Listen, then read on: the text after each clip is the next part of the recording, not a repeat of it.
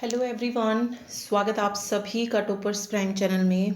इस वीडियो में आज हम पढ़ने वाले हैं डाटाबेस क्वेरी यूजिंग एसक्यूएल।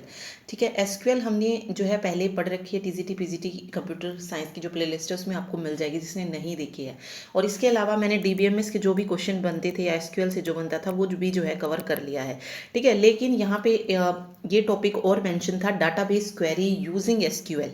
ठीक है, ये अलग से एक टॉपिक था, तो इसको भी जो है एक बार देख लेते हैं। इसको थोड़ा सा डिटेल में जो है हम पढ़ लेंगे।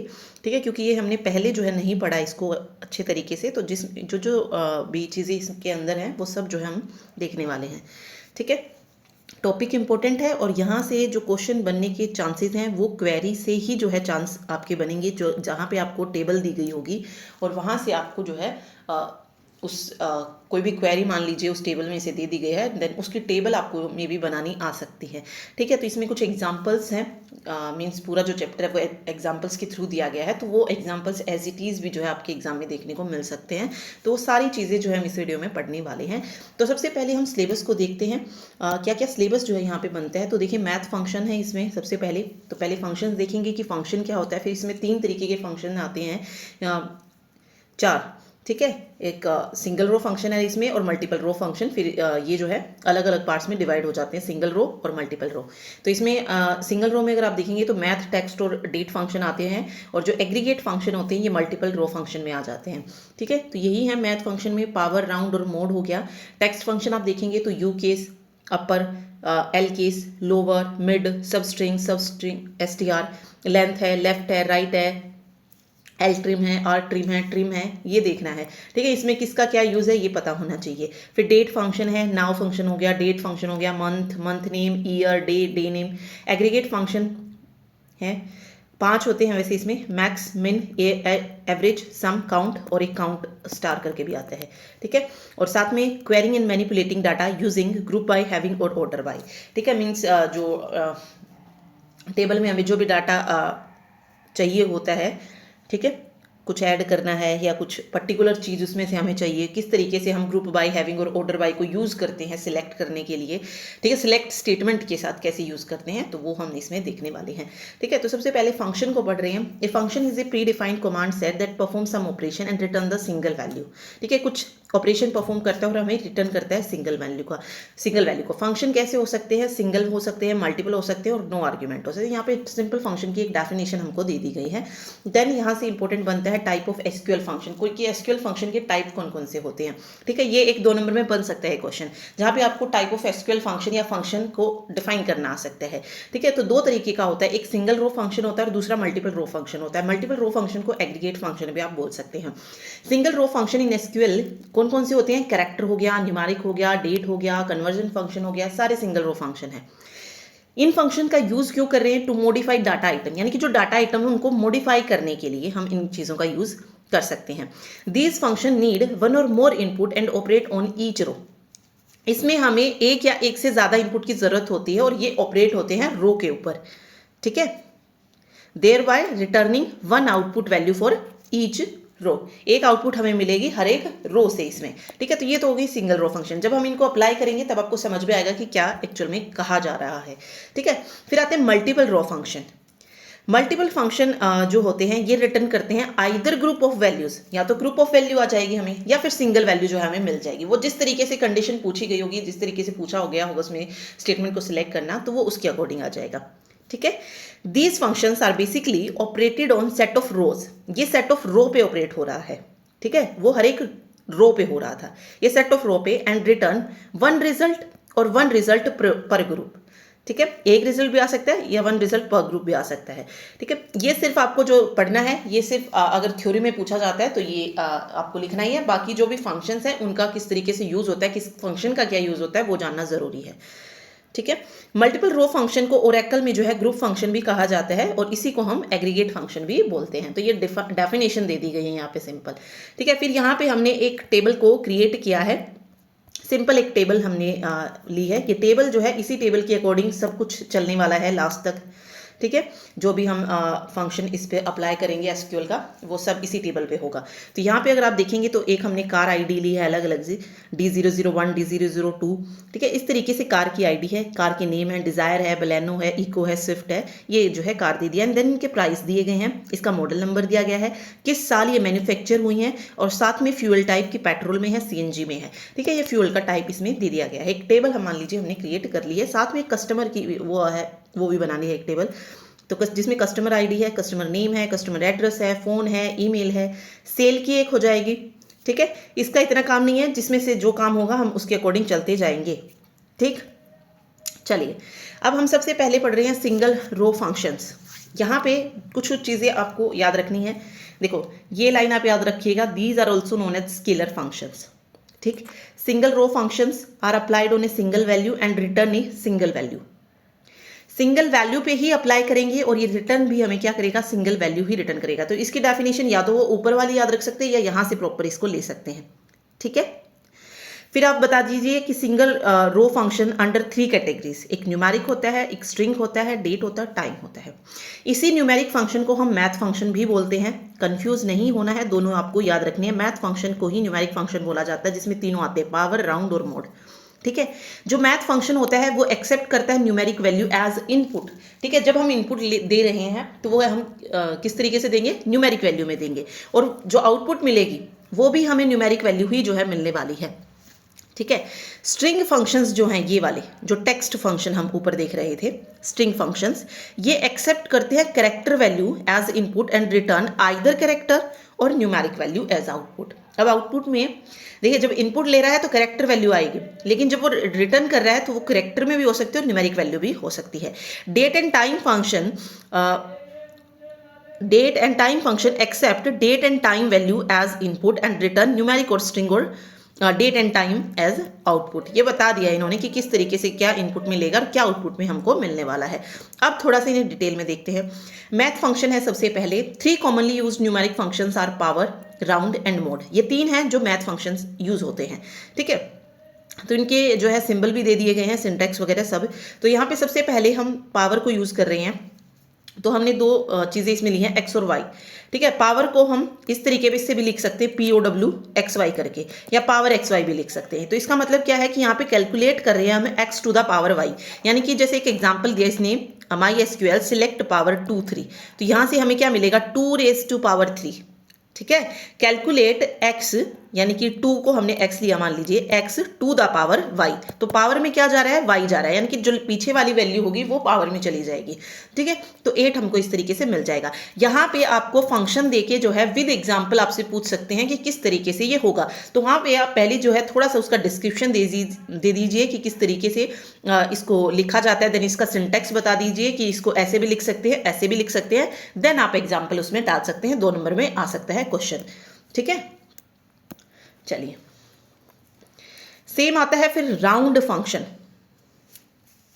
यहां पे राउंड फंक्शन होता है, ओके, राउंड ऑफ किया जाता है नंबर का n to d number of decimal places, ठीक है। If d equal to 0 then it round off number to the nearest integer, okay. यहाँ पे राउंड ऑफ किया जाता है नंबर का, मतलब डेसिमल नंबर जो गिवन होता है, एक तो ये नंबर हो गया n पार्ट में, और d इसका डेसिमल पार्ट हो गया।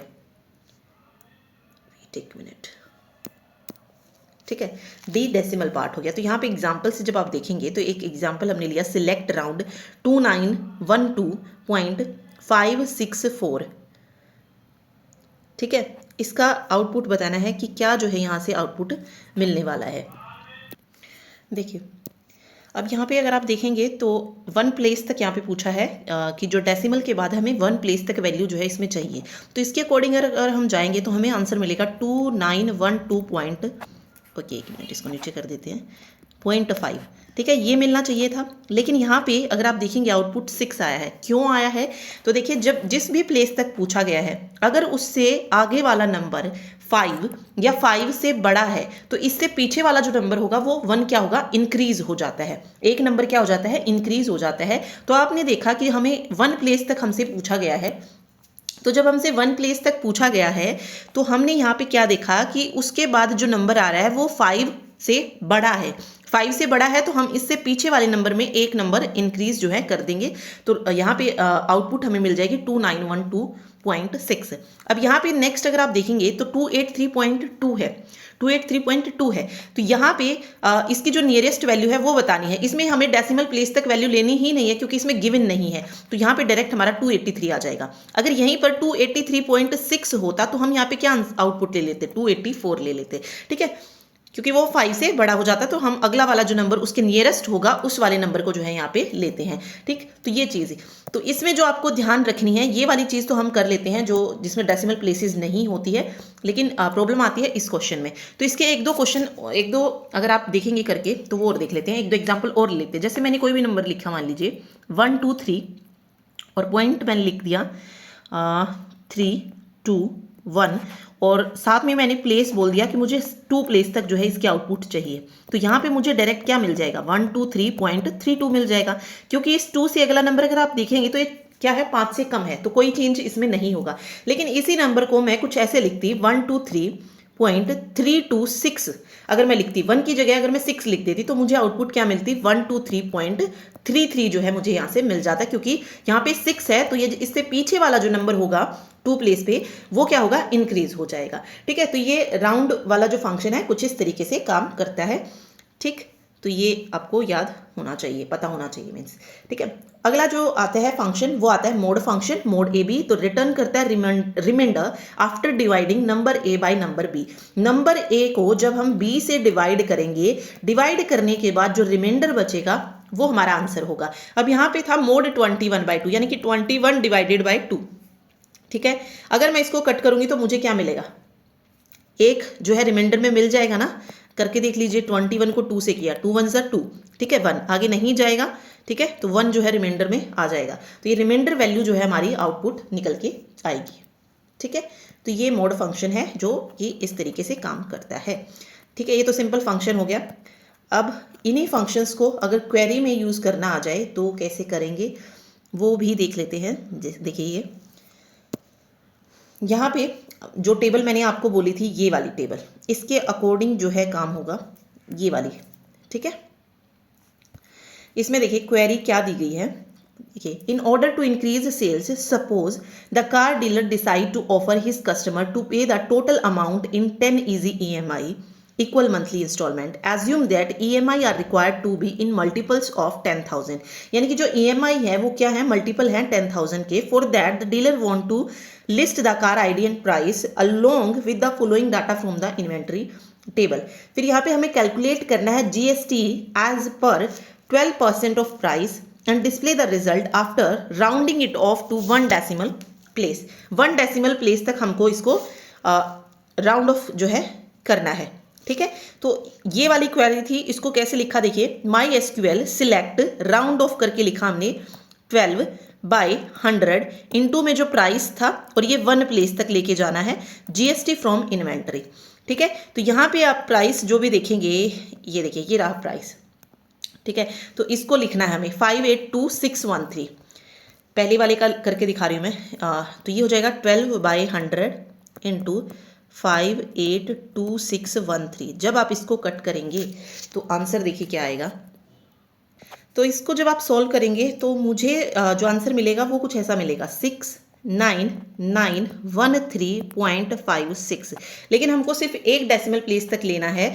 ठीक है, और आप जब यहाँ तक लेंगे तो आप देखेंगे कि अगला जो नंबर है वो 5 या 5 से बड़ा है, तो हम पहले वाले नंबर को क्या कर देंगे, इंक्रीज कर देंगे। तो आंसर क्या मिलेगा, 69913.6 जो है आ जाएगा। तो यही इसमें लिखा हुआ है और यही सेम इसमें भी जो है चलने वाला है। तो ये इस तरीके से क्वेश्चन हो जाएगा। ठीक है, तो राउंड ऑफ फंक्शन मतलब करके दिखाया गया है कि कैसे जो है इसको करना है।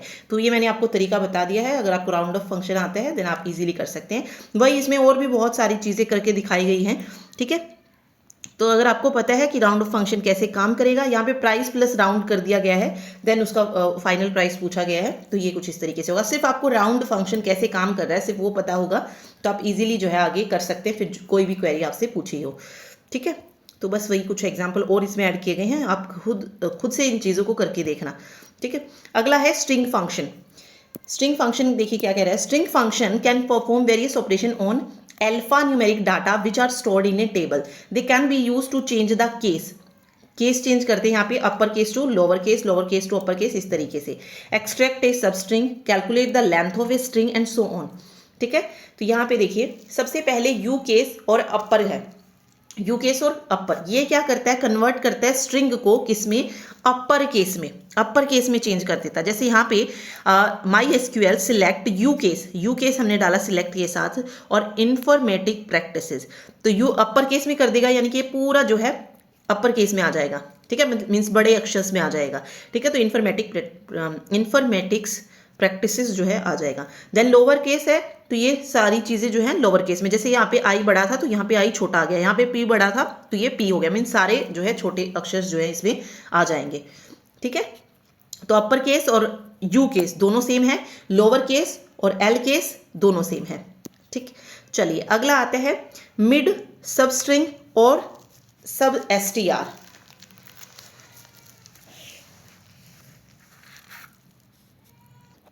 देखिए मिड में आप देखेंगे तो हमने तीन चीजें डाली हैं. अब तीनों में से कोई भी आप यूज कर सकते हैं, या तो मिड फंक्शन यूज कर लो, या सब स्ट्रिंग कर लो, या सब एसटीआर कर लो. तीनों का मतलब एक ही है लेकिन लिखने का तरीका अलग अलग है.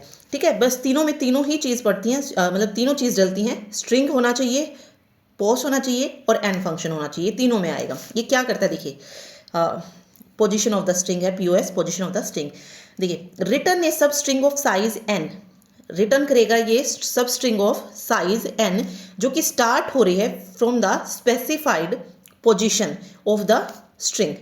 ठीक है, if N is not specified, अगर ये एन स्पेसिफाइड नहीं है तो it return the substring from the position post till end of the string. जैसे हमने उसमें पढ़ा था ना पाइथन में, इस तरीके से स्टार्ट स्टॉप एंड करके, बिल्कुल उसी तरीके से इसमें भी ये काम करेगा. ठीक है, अगर एन गिवन नहीं है तो बिल्कुल लास्ट तक हम जाएंगे, शुरू वाली पोजीशन नहीं है तो हम शुरू से ले सकते हैं बिल्कुल. जैसे इसमें एग्जाम्पल से आप देखिएगा, सिलेक्ट इन्फॉर्मेटिक्स 3 4 जो है हमने यहाँ पे ले लिया है. ठीक है, फर्स्ट वाला जो है हमने ओके स्ट्रिंग ये डाली हमने इन्फॉर्मेटिक्स, फिर यहाँ पे पोजीशन ऑफ स्ट्रिंग यानी कि थर्ड नंबर से हमें लेना है और कहाँ तक जाना है, फोर्थ तक जो है हमें जाना है. ठीक है, एक मिनट, तो इसकी आउटपुट कैसे आ जाएगी देखिए. ठीक है, तो यहाँ पे फोर्थ का मतलब क्या है, मीन्स 4 जो है हमें जो भी अल्फाबेट्स होंगे वो लेने होंगे. ठीक है, फोर्थ पोजीशन तक नहीं, पोजीशन जो होगी जैसे वो 3 से शुरू हो रही है तो 3 पे अगर आप देखेंगे तो एफ है, तो हमें कितने अल्फाबेट्स लेने हैं आगे तक, n नंबर्स ऑफ, यानी कि 4 नंबर्स. तो यहाँ से f से काउंट कर लीजिए 4 नंबर, FORM, इस तरीके से जो है ये काउंट होके आ जाएगा. अब यहाँ पे है इन्फॉर्मेटिक्स 7. ओके, इसमें देखिए 7 दिया गया है, पोजीशन ऑफ स्ट्रिंग जो है 7 है, और लास्ट जो है एन को जो है यहाँ पे नहीं दिया गया है, तो हम पूरा लास्ट तक इसको लेके जाएंगे. तो यहाँ से हमने जैसे शुरू किया ए आ रहा है 7th पोजीशन पे, इसके बाद जितने भी आएंगे वो सारे के सारे आउटपुट में आ जाएंगे, क्योंकि एन मेंशन नहीं है कि मीन्स कितने नंबर ऑफ जो है हमने इसमें लेने हैं, नंबर ऑफ स्ट्रिंग जो आएंगे. ठीक है, तो वो इसमें मेंशन नहीं है. देन उसके बाद है लेंथ ऑफ स्ट्रिंग, तो ये रिटर्न करता है number of characters in the specified string, means जो भी स्ट्रिंग गिवन है उसमें कितने नंबर ऑफ कैरेक्टर्स है वो इसमें देता है. तो यहाँ पे है इन्फॉर्मेटिक्स, तो इन्फॉर्मेटिक्स की यहाँ पे लेंथ बतानी है, तो किस तरीके से हो जाएगा, 1 2 3 4 5 6 7 8 9 10 11, तो इसकी लेंथ आ जाएगी 11, ये लेंथ के लिए है. फिर जो नेक्स्ट है फंक्शन वो है लेफ्ट स्ट्रिंग और एन, ये रिटर्न करता है n number of characters from the left side of the string. Left side से जो है ये नंबर ऑफ स्ट्रिंग बताता है. n यहाँ पे दिया गया होगा कि किस उससे जो है हमें लेना है, 4 5 6 जो भी मेंशन होगा. ठीक है, तो लेफ्ट कंप्यूटर 4, तो यहाँ पे आप देखिए फोर्थ नंबर आपको चेक करना है, fourth position, okay sorry n है यहाँ पे, तो नंबर ऑफ कैरेक्टर्स आ जाएंगे यहाँ पे, और कहाँ से आएंगे, लेफ्ट साइड से, यानी कि COMP जो है यहाँ पे आ जाएगा. यही अगर राइट से पूछता है, 3 जो है यहाँ पे n गिवन है, तो राइट से 3 नंबर जो है आ जाएंगे NCE. ठीक है, 4 पूछता है तो ENCE हो जाएगा, 5 है अगर तो IENCE, इस तरीके से जो है नंबर ऑफ कैरेक्टर्स जो है ये देगा. ठीक है, फिर है INSTR स्ट्रिंग और सब स्ट्रिंग, ये रिटर्न करता है position of first occurrence of the sub string in the given string, return करते हैं 0 if the sub string is not present in the string. ठीक है, अगर देखिए कोई जो सब स्ट्रिंग है वो उस स्ट्रिंग में प्रेजेंट नहीं है तो हमें रिटर्न करेगा 0, अदरवाइज वो उसकी जो पोजीशन होगी वो हमें जो है गिवन होगा, मतलब वो चीज़ जो है हमें आउटपुट में मिल जाएगी। तो यहाँ पे INSTR जो है लिखा, उसके बाद इन्फॉर्मेटिक्स और MA, यानी कि ये सब स्ट्रिंग इसमें दे दी है MA। अब हमें देखना है कि ये कहाँ पे है, ठीक है, किस उस पे है पोजीशन पे। तो 1 2 3 4 5 6, ठीक है, तो 6 से शुरू है, मतलब जहाँ से वो शुरू हो रही है फर्स्ट अकरेंस बतानी है। ठीक, तो 6 पे आ रहा है M और फिर A है। अब 6 और 7 दोनों पे, लेकिन हमें फर्स्ट अकरेंस देनी है तो 6 जो है यहाँ पे इसका आउटपुट आ जाएगा। ठीक है, ओके, अगला है L ट्रिम। L ट्रिम देखिए, return the given string after removing leading white space character, ये वाइट स्पेस कैरेक्टर को जो है रिमूव करके जो है रिटर्न करता है। तो यहाँ पे देखिए डाला गया है सबसे पहले सिलेक्ट लेंथ, उसके बाद लेंथ में आ गया LTRIM L ट्रिम, ठीक है, एंड देन दिल्ली। तो यहाँ पे सबसे पहले लेंथ पूछी गई है किसकी, दिल्ली की। तो इसमें जब हम लेंथ ले रहे हैं दिल्ली की, तो ये पूरा वाइट स्पेस मीन्स जो भी स्पेस होगा जितना, उसको भी काउंट करेगा और साथ में जितने बाकी कैरेक्टर्स होंगे उनको काउंट करके भी जो है ये देगा। अगर हम इसी में L ट्रिम यूज़ कर देंगे तो जो ये वाइट स्पेस है ये इसको रिमूव करके हमें आउटपुट देगा। तो पहले जब हमने सिंपल लिखा सिलेक्ट लेंथ, तो ये हम वाइट स्पेस को भी जो है काउंट करें, यानी कि जो स्पेस रहेगा उसको भी काउंट किया जाएगा। तो 7 आ जाएगा, 5 ये और 2 का स्पेस, ठीक है। लेकिन जैसे ही हम L ट्रिम लगाएंगे तो ये जो स्पेस अगर गिवन है तो भी उस लेंथ में इसको काउंट नहीं किया जाएगा और सिंपल जो आंसर आ जाएगा वो 5 आ जाएगा। ठीक है, ये L ट्रिम का काम होता है, जो कि वाइट स्पेस को रिमूव कर देता है उसको। ठीक है, चलिए अब R ट्रिम है। इसमें देखिए return the given string after removing trailing white space character. यहाँ पे जो लीड में होगा, यहाँ पे जो मीन्स पहले दे रखा होगा उसको रिमूव करेगा और ये जो लास्ट में होगा उसको रिमूव करेगा। तो यहाँ पे पेन जब हमने लिखा था तो 2 का स्पेस जो है आता है, तो ये 5 आ जाएगा। और यहाँ पे आप देखेंगे तो R ट्रिम यानी कि जो लास्ट में, ठीक है, लास्ट में जो वाइट स्पेस होगा उसको रिमूव करेगा। तो यहाँ पे 3 हमको मिल जाएगा, R ट्रिम, राइट ट्रिम और लेफ्ट ट्रिम। ठीक है, लेंथ ट्रिम कह सकते हैं, length trim. Okay okay, left और साइड ही, लेफ्ट और राइट साइड ही होगा ये। ठीक है, लेफ्ट साइड से जो है ट्रिम किया जाएगा लेंथ को, और यहाँ से राइट साइड से। ठीक, उसके बाद आता है ट्रिम, ये रिटर्न करता है given string after removing both leading and trailing white space कर, यानी कि यहाँ पे चाहे राइट में स्पेस है चाहे लेफ्ट में स्पेस है, दोनों को रिमूव करके जो है ये देगा। ठीक है, तो वही इसमें बताया गया है। लेंथ यहाँ पे दिया गया था, तो 5 2 और 4 9 है। फिर हमने अगर सिर्फ ट्रिम लगाया है तो ये जो शुरू में है यानी कि लीडिंग में है या फिर चाहे ट्रेलिंग में है, जो भी वाइट स्पेस है उसको रिमूव करके जो है ये आंसर यहाँ पे दे देगा 6। ठीक है, तो इस तरीके से इसकी आउटपुट आ जाएगी। तो ये फंक्शंस जो है इस तरीके से काम करेंगे। इन सभी फंक्शंस का आपको पता होना चाहिए, क्योंकि जो क्वेश्चन आएगा वो क्वेरी से आ सकता है या सिंपल इनको एक्सप्लेन करना आ सकता है। ठीक, चलिए ओके, फिर ये इसके जो है क्वेश्चंस है।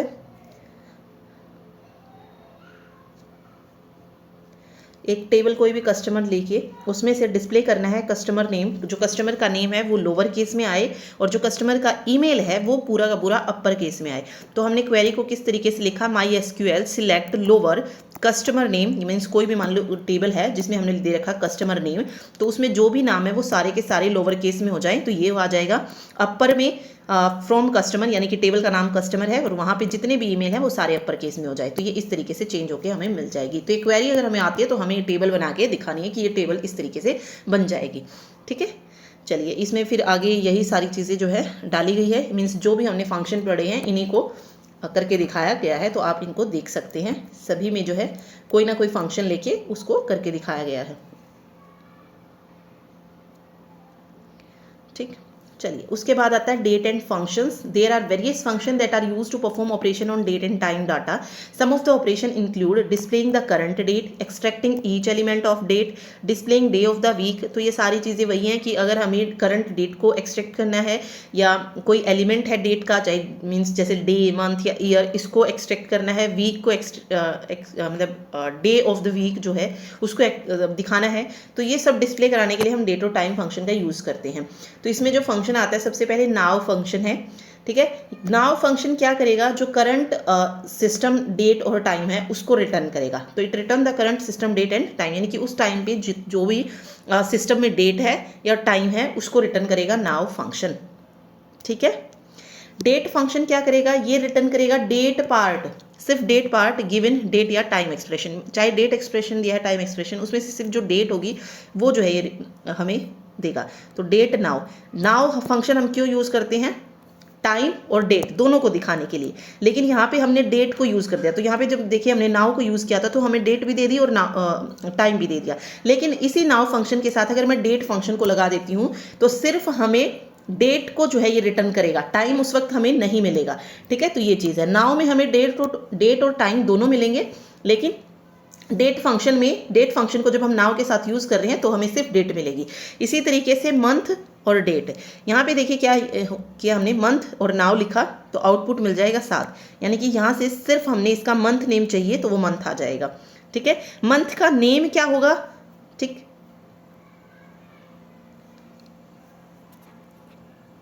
ओके सॉरी, इसमें मंथ डेट था. ओके, मेन फोकस इस पे डेट पे था. ठीक है, ये मंथ किसके लिए यूज कर रहे हैं हम, डेट. अगर डेट इस तरीके से है तो वहां से सिर्फ डेट एक्सट्रैक्ट होकर हमें मिलेगी 7. ठीक है, अगर हमें मंथ का नेम चाहिए तो वो क्या मिल जाएगा, 11 है, यानी कि नवंबर हमको डेट उसकी मिल जाएगी. ठीक है,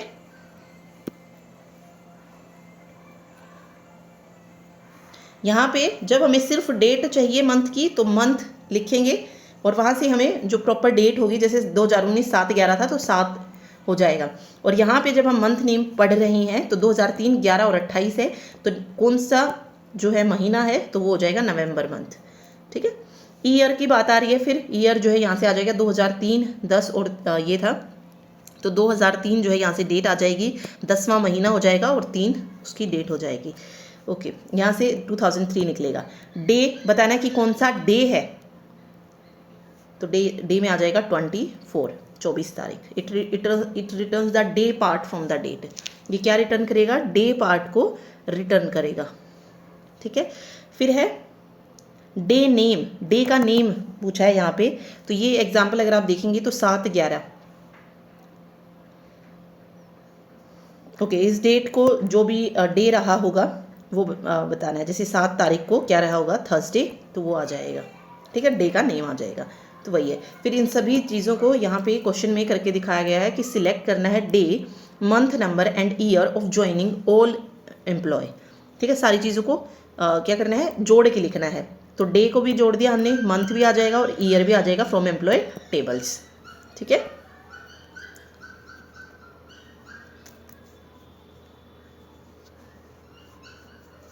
चलिए उसके बाद आती है एग्रीगेट फंक्शन. ये इंपॉर्टेंट है. Aggregate function are also called multiple row function. Multiple row function में इनको कहा जाता है.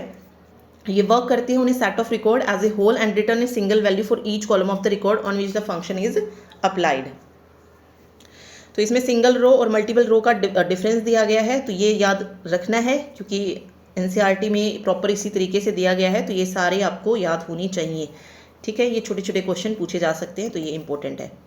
चलिए उसके बाद एग्रीगेट फंक्शन पे आते हैं हम. सबसे पहले है मैक्स और कॉलम.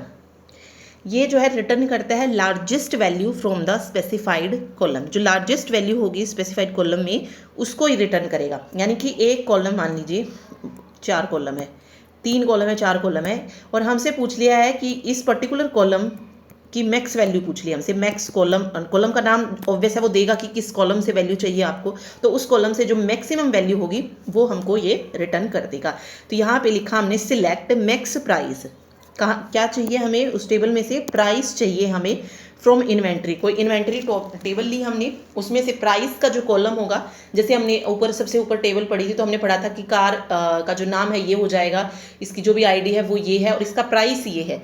ठीक है। तो प्राइस वाला जो कॉलम था उसमें जो मैक्सिमम प्राइस जिस गाड़ी का था वो हमको मिल जाएगा, ठीक है। तो ये उसी पर बेस्ड है ये क्वेश्चन, तो ये वहाँ से हमको मिल जाएगा कि ये जो है मैक्सिमम वैल्यू यहाँ से। तो मैक्स का सिर्फ इतना याद रखना है कि मतलब जिस भी कॉलम को हम सिलेक्ट करेंगे उसमें जो मैक्सिमम वैल्यू होगी वो बतानी है। मिनिमम है तो जो मिनिमम होगी, सबसे कम होगी जो वैल्यू उस कॉलम में, वो आ जाएगी। तो कॉलम वाइज ये चल रहा है, कॉलम वाइज हमें बताएगा कि इस कॉलम में मैक्सिमम वैल्यू क्या है या इस कॉलम में मिनिमम वैल्यू क्या है, मिनिमम फंक्शन। फिर आता है एवरेज का, ये रिटर्न करता है average of the value in the specified column, यानी कि एक पर्टिकुलर जो कॉलम होगा, जैसे प्राइस का है, अब वहां पे एवरेज निकालनी है हमें, तो ऑब्वियस हम सभी को ऐड करके देन उसका एवरेज निकालेंगे, ठीक है। तो यहाँ पे यही पूछा है, सिलेक्ट एवरेज, प्राइस का ही एवरेज है फ्रॉम इन्वेंट्री, तो यहाँ पे जितना भी है उनको टोटल करके एंड देन उनको डिवाइड करके हमारा एवरेज निकल जाएगा। सम पूछा गया है, सम ऑब्वियस है, जितना भी उसमें है प्राइस उन सभी को हमने क्या करना है, ऐड करके बता देना है। यानी कि बस इतना याद रखना है कि कॉलम वाइज चलेगा, रो वाइज नहीं आएगा, इसमें कॉलम वाइज आएगा, ठीक है। तो ये रिटर्न करेगा sum of the value sum of the values for the specified column, ठीक है। इसी तरीके से काउंट है, count star, return the number of records in a table, in order to display the number of records that matches a particular criteria in the table we have to use count star with where clause। Okay कोई particular condition से के according है तो हम वहाँ पे use करते हैं काउंट स्टार का, और जहाँ पे हम वेयर क्लॉज को भी डाल देते हैं कंडीशन डालने के लिए कि ऐसा हमको चाहिए। जैसे यहाँ पे था select count star from manager, ठीक है। तो यहाँ पे इस तरीके से ये आ जाएगा। ओके काउंट कॉलम है, इसमें पूरा का पूरा आएगा specified column ignoring the null values, इसमें इस कंडीशन के साथ आ जाएगा, यानी कि वेयर के साथ हम कुछ चीज़ डालेंगे कोई भी कंडीशंस, देन उसके अकॉर्डिंग ये उस कॉलम में से पर्टिकुलर चीज़ों को देगा, पूरा कॉलम नहीं देगा। लेकिन काउंट कर रहे हैं तो इसमें पूरा स्पेसिफाइड कॉलम जो है आ जाएगा, सिर्फ नल वैल्यू जो होगी उनको इग्नोर करके, ठीक है। तो ये इस तरीके से बन जाएगा। ओके एक minute, okay sorry count star में नंबर ऑफ रिकॉर्ड्स जितने हैं काउंट करके 1 2 मीन्स मान लीजिए एक कॉलम है मेरे पास, इसमें मैंने जो रो बनाई है या जो भी रिकॉर्ड रखा है वो 5 कॉलम में रखा है, तो वहाँ पे जब मैं काउंट डालूंगी तो कितनी रो हैं वो हमें काउंट होकर मिल जाएंगी, यानी कि वो जितने नंबर ऑफ चीज़ें उसमें हैं उस कॉलम में पर्टिकुलर में वो मिलेगा। तो यहाँ पे हमको 4 थी तो 4 जो है मिल जाएगी, ठीक है। और यहाँ पे काउंट इस तरीके से कॉलम लिख रहे हैं तो ये पूरा जो है ऐसे मिल जाएगा, okay.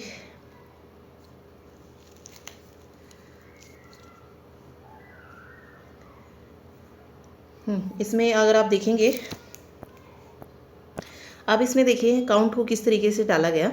My SQL select count from inventory where model VXI, जो ये मॉडल है, ठीक है, वो काउंट करके बताना है कि कितनों के पास है। तो ये वो जो फर्स्ट टेबल मैंने आपको दिखाई थी उसी के बेस पर एक क्वेश्चन है, तो वहाँ पे जब आप जाके देखेंगे तो मॉडल ऐसी 2 कारों का जो है ये सेम मॉडल मिलेगा VXI करके, ठीक है, एक डिज़ायर का और एक स्विफ्ट का, ठीक। तो यहाँ पे काउंट में हमको क्या मिल जाएगा 2। अगर यही मॉडल आपसे पूछता LXI का, तो LXI भी जो है 2 का है, तो यहाँ पर भी LXI के लिए भी 2 मिल जाएगा, ठीक है। यही आपसे अगर केयर का पूछता CARE, ठीक है, तो वहाँ पर सिर्फ एक का ही मॉडल ऐसा है, तो वहाँ पे आंसर मेरे को 1 मिल जाता। तो काउंट में इस तरीके से काउंट होके जो है हमको चीज़ें मिलती है कि नंबर ऑफ जो भी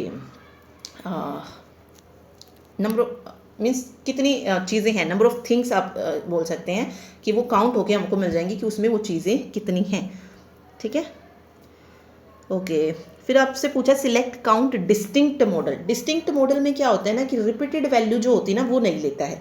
अब जैसे मैंने बताया आपको VXI और LXI 2 हैं, तो ये इसको 2 बार काउंट करके नहीं देगा, ये इसको 1 काउंट करेगा, ठीक है। तो अगर जब आप मॉडल में ऊपर टेबल में देखेंगे तो वहाँ पर 8 मॉडल गिवन है, यानी कि 8 जो है कारों के नाम जो है दिए गए हैं और उनके मॉडल असाइन किए गए हैं 8, लेकिन उसमें LXI और VXI जो हैं ये 2 बार दिए गए हैं, ठीक है। तो वहाँ पर हम उनको सिर्फ 1 बार काउंट करेंगे, तो इस तरीके से हमारा जो डिस्टिंक्ट मॉडल आएगा वो कितने आएंगे, 6 मॉडल जो है यहाँ पे निकल के राइट आंसर इसका निकल जाएगा, ठीक है। तो ये चीज़ है, डिस्टिंक्ट का काम ये होता है। चलिए देन यहाँ पे एक और क्वेरी दी है, display the average price of all the car with model LXI from table inventory. अब यहाँ पे क्या कह दिया, average price of the all the cars, लेकिन जो मॉडल LXI है सिर्फ वहीं से, ठीक है। तो जो LXI 2 हैं उनका एवरेज निकालना है, मतलब ऐड करके 2 से डिवाइड करना है, निकल जाएगा। ठीक है, यहाँ पे सिर्फ ये एक कंडीशन भी तो इन्होंने दे दी कि LXI का ही चाहिए हमको सिर्फ, ठीक है, एवरेज। ओके, अगर ये कंडीशन नहीं डालता तो सिर्फ एवरेज प्राइस पूछता, जो भी जितनी भी कारें हैं उन सभी का विद मॉडल ना देकर सिर्फ इतना पूछता, देन हम सभी को ऐड करते जितनी भी 8 कारें थी एंड देन उसका एवरेज निकालते। लेकिन यहाँ पे मॉडल का नाम असाइन कर दिया तो सिर्फ उन 2 को ही लेके हमें उनका निकालना है। ठीक है,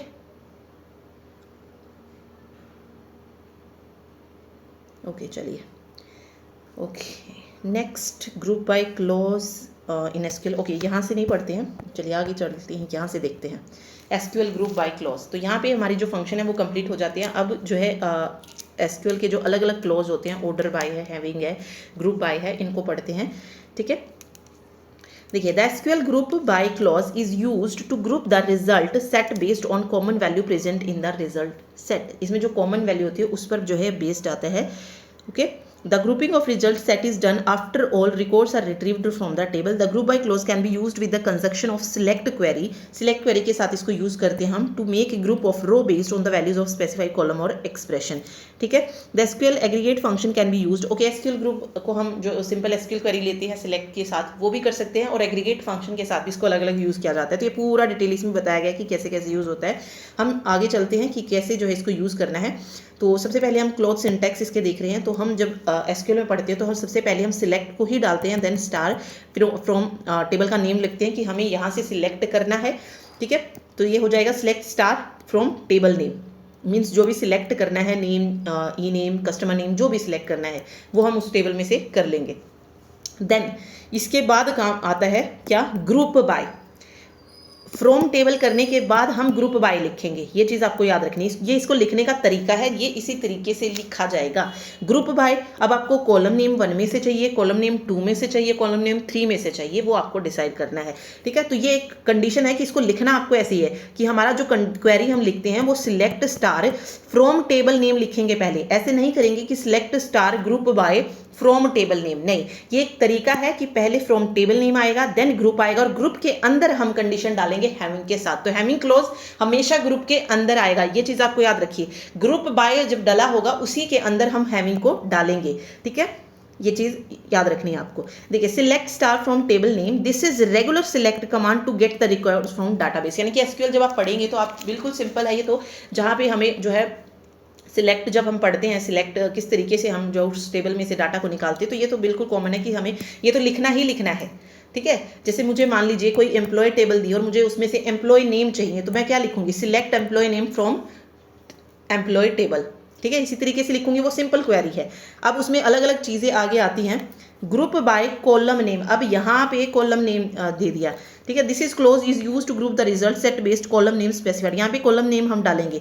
कॉलम नेम जरूरी नहीं है आपको सिर्फ एक ही डालना है, 2 कॉलम का ले सकते हो, 3 कॉलम का ले सकते हो, 4 का ले सकते हो, तो वो एक बताया गया है इसने। ठीक है, कितने भी कॉलम आप ले सकते हो, लेकिन आपको कॉलम का नेम यहाँ पे स्पेसिफाई करना पड़ेगा।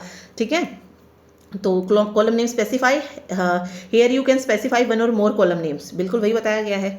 ठीक है, देन हैविंग कंडीशन आती है, this clause use to filter out the result data. अब जो मैंने कॉलम नेम डाला है उसमें से भी मुझे किसी पर्टिकुलर कॉलम का ही चाहिए। अब 4 कॉलम है लेकिन मुझे जो आंसर चाहिए वो सिर्फ 2 वाली का चाहिए। ठीक है, जिसपे तो मैं उसके लिए कोई ना कोई कंडीशन जो है अप्लाई उस पर करूंगी। ठीक है, तो जब क्वेश्चन करेंगे तो ये और क्लियर होगा। तो ये सिर्फ आपको समझाने के लिए इसमें। चलिए, एक क्वेश्चन है यहाँ पे, एम्प्लॉय आईडी है, फर्स्ट नेम है, लास्ट नेम है, ज्वाइनिंग डेट है, जॉब आईडी, सैलरी और डिपार्टमेंट आईडी यहाँ पे गिवन है।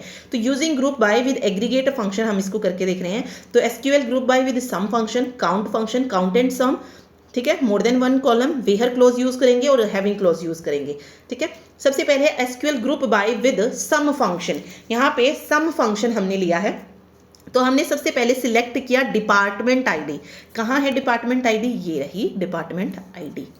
ठीक है, सिलेक्ट की डिपार्टमेंट आईडी, देन उसके बाद सम किया हमने सैलरी एज टोटल सैलरी। सम हमने क्या किया, सैलरी एज टोटल सैलरी।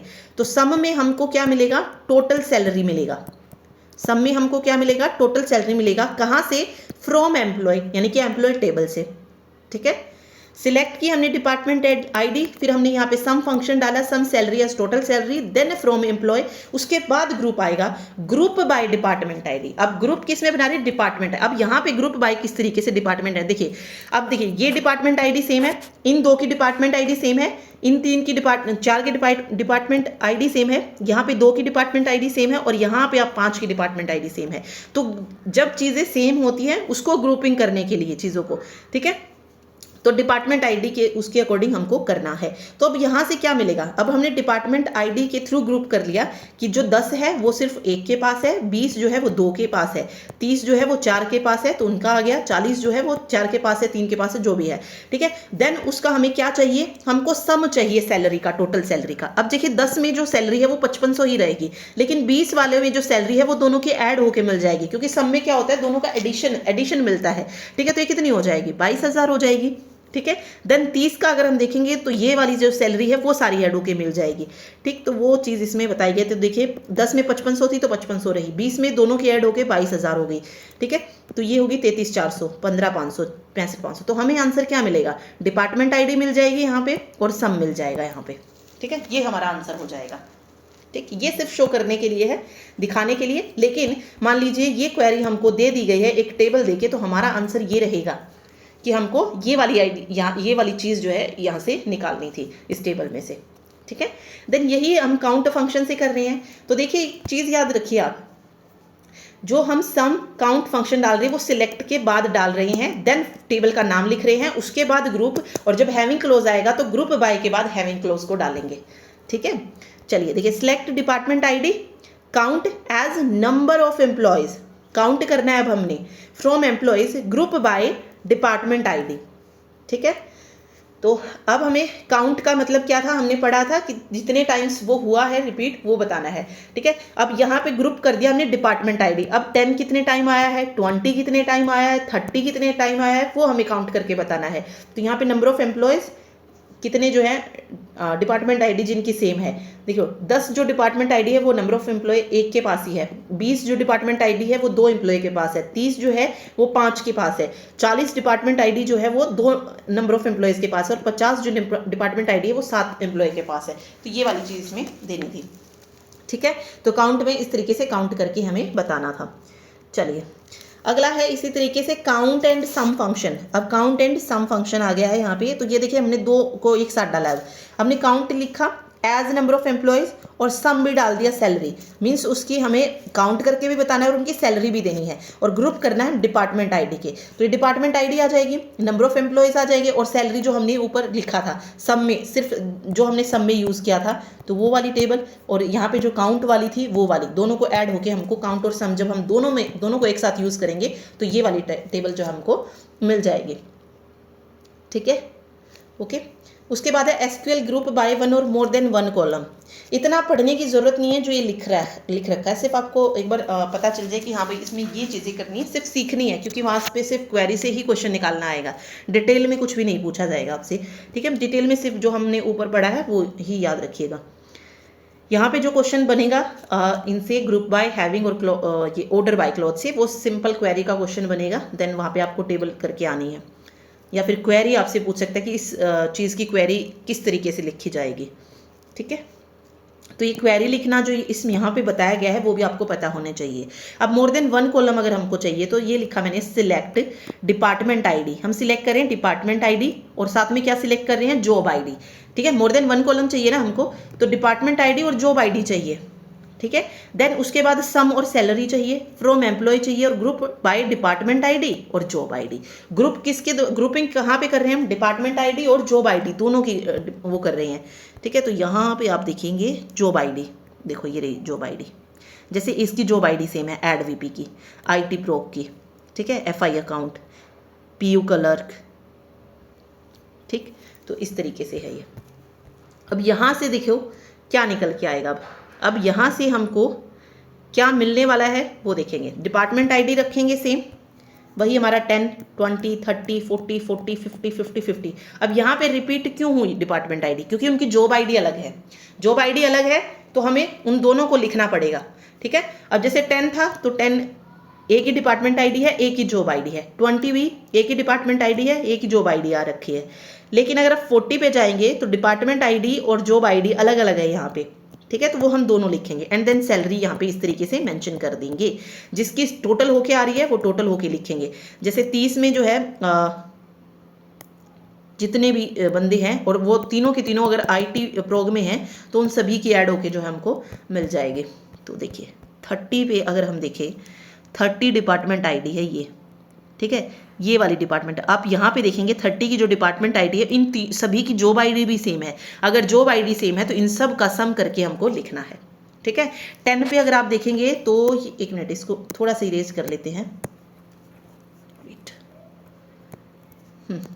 देखिए अब यहाँ पे देखिए डिपार्टमेंट आईडी और जॉब आईडी, ये देखिए इसमें अगर पूरा देखेंगे तो डिपार्टमेंट आईडी सिर्फ एक ही बंदे की 10 है और एक ही जॉब आईडी है, ठीक है। तो 5500 यहाँ पे इसकी सैलरी का सम होके मिल जाएगा। अब देखिए 20 पे अगर मैं देखूँ तो डिपार्टमेंट आईडी और जॉब आईडी दोनों की ही क्या है, सेम है, तो इन दोनों की सैलरी का हमें वो सम होके मिल जाएगा। इसी तरीके से 30 वाली का मिल जाएगा। अब 40 में अगर आप देखेंगे तो 40 में FI 40 में 2 हैं, डिपार्टमेंट आईडी सेम है लेकिन जॉब आईडी अलग है, तो वो हमें अलग अलग ही जो है इसको लेना है। जैसे 40 पे FI MGR 7500 भी लेंगे और FI अकाउंट 8000 ये भी लेंगे, ठीक है। तो ये दोनों ही इसमें मेंशन की गई होंगी, देख लेते हैं। देखिए FI MGR भी, FI अकाउंट भी 7500 8000, यहाँ पे तब सम करने की जरूरत नहीं है, ठीक है, क्योंकि दोनों अलग अलग हैं। ओके, देन SQL ग्रुप आता है by with where clause. Okay, then यहाँ पे देखिए इसको किस तरीके से लिखते हैं वेयर क्लोज को। Select department ID, sum from employee, ठीक है। फ्रॉम एम्प्लॉय के बाद ग्रुप बाय जो क्लोज है उससे पहले हमें वेयर को डालना है। कहाँ पे कौन सी चीज़ डालनी है ये यहाँ पे बहुत मैटर करता है, ठीक है। अगर थोड़ा सा भी इधर उधर हुआ क्वेश्चन गलत है, तो ये वाली चीज़ आपको याद रखनी है। इसीलिए स्टेप वाइज है इसमें, पहले select department, then sum salary from employee table, then where को क्लोज को हम डालेंगे। वेयर डिपार्टमेंट आईडी, यहाँ पे अब कंडीशन डाल दी कि जिसकी डिपार्टमेंट आईडी क्या हो, 50 हो, उसी को हमें ग्रुप करना है। उसी को ग्रुप करना है तो डिपार्टमेंट आईडी 50 और सैलरी हो गया ये। अगर यहाँ पे एक और आईडी डाल देता 50 और 40 तो यहाँ पे हमें 40 वाला भी बना लेते, ठीक है। तो वेयर कंडीशन एक पर्टिकुलर कॉलम में से ही कुछ और हमें चाहिए चीज़, ठीक है। एक कॉलम अगर मैं सिर्फ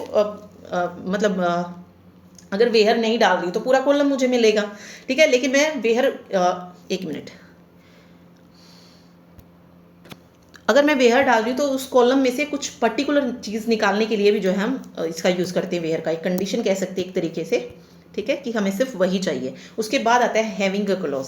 हैविंग क्लॉज का देखिए, select department ID, count as number of employee from employee group by department ID, और हैविंग काउंट यहाँ पे काउंट में डाल दिया अगर जो है आईडी जो है वो ग्रेटर देन 1 से है, यानी कि 1 से ज़्यादा है तो ही लेंगे, 1 नहीं लेंगे, 1 से ज़्यादा है। अब हमने जब पढ़ा था जिसकी डिपार्टमेंट आईडी 10 थी वो तो सिर्फ एक ही था। 20 वाले की जो थी 2 एम्प्लॉय थे ना उसमें, ठीक है, 2 एम्प्लॉय थे, नंबर ऑफ एम्प्लॉय यहाँ पे आ गया ना, काउंट नंबर ऑफ एम्प्लॉय। अब 10 में जिसकी 10 थी वहाँ पे सिर्फ एक ही एम्प्लॉय था तो हम 10 को नहीं लेंगे, ठीक है। तो जिसकी एक से ज़्यादा एम्प्लॉय हैं जिसमें वो लेंगे, तो ये आ जाएगा 20, 30, 40 और 50, ठीक है, सिंपल। तो बट आपको इसमें ध्यान क्या रखना है कि जो हमने हैविंग क्लोज डाला है वो ग्रुप बाय के अंदर डाला है, जो वेयर क्लोज डाला है वो ग्रुप बाय से पहले डाला है, ठीक है। बस ये चीज़ इसमें आपको याद रखनी है। तो कंक्लूजन यहाँ पे दी गई है, the SQL group by clause is used to divide the result set into smaller groups. Smaller groups में डिवाइड कर देता है ये एसक्यूएल ग्रुप बाय क्लॉज, बिल्कुल सही है। The grouping can happen after retrieve the row from a table, ठीक है। ग्रुपिंग कब होती है, जब हम रिट्रीव करते हैं रो को टेबल से। In the group by close the grouping is done using same value present. तो ग्रुपिंग कब कर रहे हैं, जब सेम वैल्यू प्रेजेंट होती है। यही तो हम पढ़ते आ रहे थे अब तक कि जब हम सेम वैल्यू हम ले रहे थे रिजल्ट सेट में, ठीक है। Conjunction of SQL select query होता है, used with conjunction of SQL select query. The where clause is used to retrieve row based on a certain condition. यहाँ पे हम रिट्रीव कर रहे हैं रो एक based on a certain condition, but it can not be applied to grouped result. ये grouped result पे apply नहीं होगा। लेकिन जो हैविंग क्लोज है ये फिल्टर करता है result set of group by clause, और this is used after group by clause, यानी कि वही चीज़ इसमें बताई गई है, ठीक है। ये हैविंग क्लोज का एक और बताया गया, सेम है वही। सिलेक्ट करेंगे from, where by, group by, having, और हैविंग के बाद ऑर्डर बाय आता है, ठीक है, ये वाला जो पूरी प्रोसेस है ये पता होनी चाहिए। पहले हम सिलेक्ट डालेंगे, फिर फ्रॉम, फिर वेयर, फिर ग्रुप बाय, हैविंग और ऑर्डर। अब आधी चीज़ तो आप यहाँ से ही मान लीजिए, अभी तो ऑप्शन टाइप क्वेश्चन है ही नहीं, लेकिन कभी ऑप्शन में एक क्वेश्चन आते हैं तो वहाँ से तो हमको ये पता ही चल जाएगा कि ऑर्डर बाय पहले ही दे दे, वेयर से पहले ऑर्डर बाय लगा दे, वो तो वैसे वो गलत हो जाएगा। तो ये जो इसका ऑर्डर है ना वो आपको पता होना चाहिए कि इस तरीके से चलेगा, select from, where, group by, having and then order. ठीक है, तो यहाँ पे ये पूरा इस तरीके से दिखाया गया है। तो वही है सेम, ये क्वेश्चन एक और पढ़ लेना, ये भी डाल दिया इसमें। देन ऑर्डर बाय क्लोज है। ऑर्डर बाय क्लोज क्यों यूज़ करते हैं? To display data in order, order में लगाने के लिए। असेंडिंग है, डिसेंडिंग में है, लेकिन ये याद रखिए बाय डिफॉल्ट जो ऑर्डर बाय होता है वो डिस्प्ले रिकॉर्ड करता है असेंडिंग ऑर्डर में। ठीक है, और इसके लिए डिसेंडिंग के लिए हम DESC कीवर्ड जो है यूज़ करते हैं। ओके, और अगर हमने कुछ नहीं डाला है असेंडिंग या डिसेंडिंग तो वो हमें असेंडिंग में ही मिलेगा, जिस तरीके से हमें टेबल गिवन है उसी तरीके से मिलेगा। ठीक है, तो यहाँ पे बता दिया है MySQL select star from employ order by salary. अब ये भी नहीं है कि अगर हमने ग्रुप बाय या हैविंग क्लोज यूज़ नहीं किया तो हम ऑर्डर को यूज़ नहीं कर सकते हैं, ऐसा नहीं है। ग्रुप के साथ हैविंग ज़रूर आएगा, लेकिन ऑर्डर को हम अकेले भी यूज़ कर सकते हैं। लेकिन हम सारी चीज़ें अगर ऐसे कर रहे हैं, ग्रुप बाय भी यूज़ कर रहे हैं, हैविंग भी यूज़ कर रहे हैं, देन वहाँ पे हम ग्रुप बाय और हैविंग के बाद ऑर्डर का यूज़ करेंगे। अगर हम उन चीज़ों को यूज़ ही नहीं करें तो आप डायरेक्ट ऑर्डर बाय का भी यूज़ कर सकते हैं, select from employ order by salary. ठीक है, तो ये ऑर्डर बाय करके आ गया। और अगर ये तो असेंडिंग में मिल जाएगा क्योंकि हमने इसमें कुछ डाला ही नहीं है, बाय डिफॉल्ट वो असेंडिंग में मिलेगा, लेकिन मैंने यहाँ पे डाल दिया DESC। अगर मैं वहाँ पे असेंडिंग डाल भी दे देती तब भी वो असेंडिंग में मिलता, लेकिन यहाँ पे अगर मैंने DESC डाला है तो वो ऑब्वियस हमें डिसेंडिंग ऑर्डर में ही मिलेगा। ठीक है, तो ये चीज़ है। ओके, मेन इंक्वायरीज पे ध्यान देना और इनको करके देखना अच्छे से। नोट्स आपको पता ही है, डिस्क्रिप्शन बॉक्स में लिंक दिया गया है, वहाँ जाके ले सकते हैं और अपडेट कर दिए जाएंगे। जैसे ही वीडियो आएगी वहाँ पर सभी नोट्स को अपडेट कर दिया जाएगा। Thank you so much. तो यहाँ पे जो हमारा SQL क्वेरी था, डाटाबेस क्वेरी यूजिंग SQL, वो कंप्लीट हो जाता है। DBMS ऑलरेडी हम पूरा कर चुके हैं, तो हमारा जो DBMS वाला पोर्शन था वो कंप्लीट हो गया है। लेकिन हाँ, हमारा वो रहता है अभी पाइथन इंटरफेस विद SQL, तो वो छोटा सा टॉपिक और है, वो भी जो है हम नेक्स्ट वीडियो में कवर करते हैं, पढ़ते हैं उसको भी कि क्या है उसमें। ठीक है, थैंक यू सो मच।